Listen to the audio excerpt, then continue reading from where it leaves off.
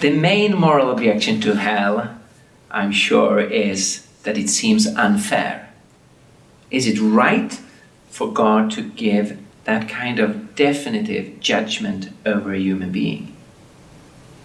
Now, if you start to think about it, it's not coherent to think about God being unfair or unjust. He's the foundation of morality, of goodness, of righteousness.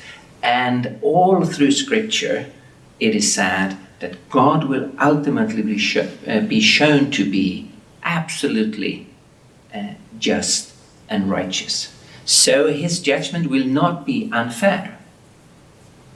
Now, we need to think about our situation, that we have responsibility, that we have knowledge, and God will only judge us according to the amount of knowledge that we have.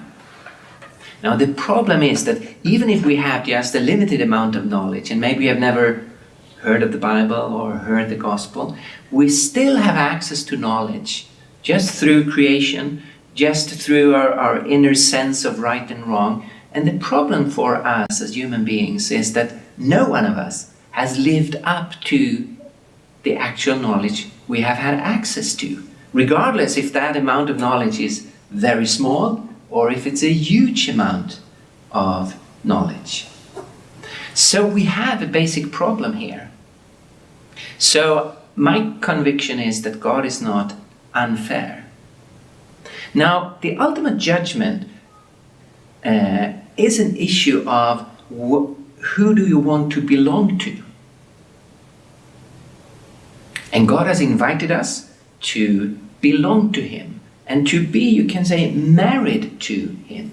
People who reject God are not forced to be married with God, to belong to Him. So that is a huge issue.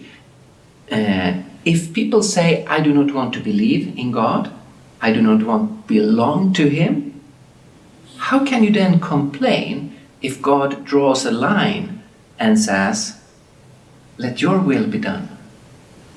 And that is part of what we mean by hell.